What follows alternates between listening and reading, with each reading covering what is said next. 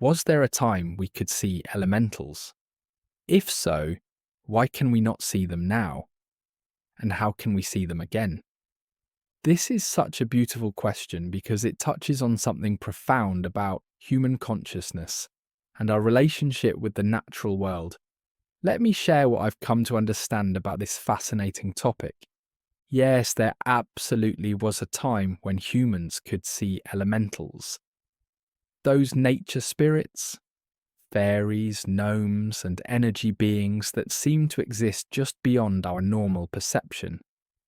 Ancient cultures across the globe have stories of these beings. The Celts spoke of the Tuatha De Danann. Indigenous peoples worldwide have rich traditions of nature spirits. And even our own British folklore is brimming with tales of fairies and woodland creatures. But here's what's really interesting. Children today still see them. Ask any parent about their child's imaginary friends who live in the garden or the woods, and you'll hear remarkably consistent descriptions. These aren't random fantasies, they're authentic experiences that we've simply learnt to dismiss as we grow older. So what changed? Why did we lose this ability?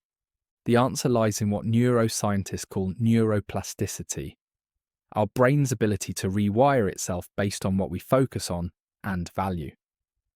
As human civilization became more focused on survival, agriculture, and later industrialization, we began to prioritize certain types of perception over others. Think of it like this. If you are a city dweller, you might not notice the subtle differences between bird calls that a countryside person would pick up instantly. Your brain has optimized for urban sounds, traffic patterns, different types of sirens, the hum of machinery.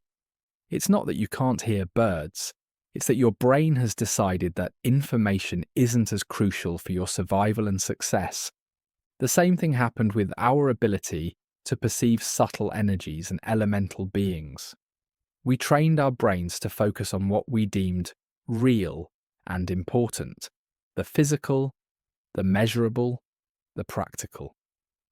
Over generations, this narrowed our perceptual bandwidth. Dr. Joe Dispenza's research shows us that our brains literally filter out information that doesn't match our beliefs about reality. If we don't believe elementals exist, our reticular activating system, that part of our brain that decides what to pay attention to, simply doesn't register them. But here's the magical part. We can expand our perception again. First, understand that elementals exist in what we might call a higher frequency of reality. They're not bound by the same dense physical laws that govern our everyday experience. They exist in the spaces between, in the quantum field where possibilities dance before they become solid reality. To see them again, we need to soften our rigid focus on the purely physical world. Start by spending time in nature without any agenda.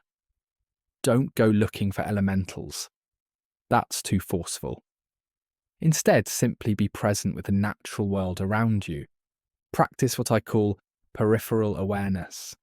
Instead of focusing directly on objects, allow your vision to soften and expand. Notice what you can see without turning your head. This gentle, relaxed way of seeing is much more receptive to subtle energies. Children see elementals because they haven't yet learnt to filter out impossible things. They exist in a state of open wonder where anything is possible. We can cultivate this same state through meditation, spending time in nature, and most importantly, by suspending our disbelief. Here's a practical exercise.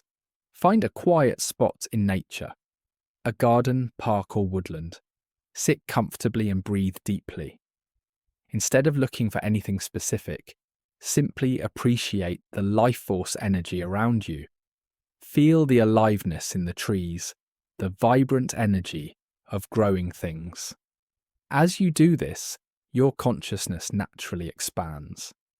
Many people report that they first sense elementals rather than see them, a feeling of playful presence, a sense of being watched with curiosity rather than fear, or sudden inexplicable joy when touching a tree or sitting by water. The key is approaching this with the wonder of a child but the wisdom of an adult. Don't try to prove anything to anyone else. This is about your own personal experience and connection to the deeper mysteries of life. Remember, we're not separate from nature.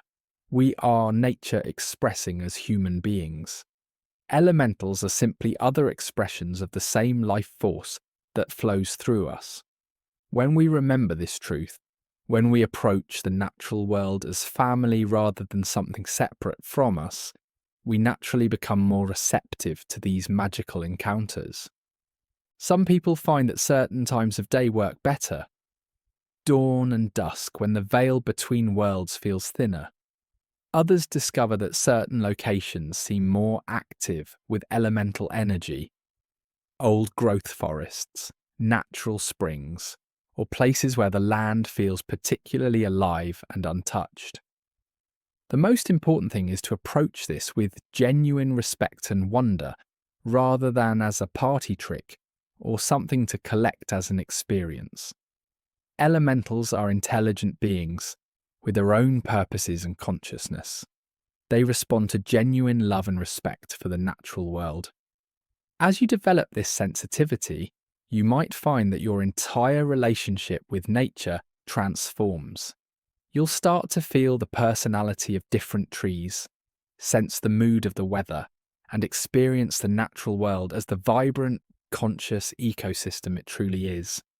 The ability to see elementals isn't about becoming more spiritual, it's about becoming more naturally human again. Thank you so much for watching. These videos are made as a guide to help you reconnect with the truth you already know. Take what resonates within you and release the rest. You will know your own truth. Trust it. Please let us know in the comments how you feel. Had any epiphanies? Follow the page for more content and even the chance to ask your own questions. Until next time, keep being amazing, and we shall see you soon.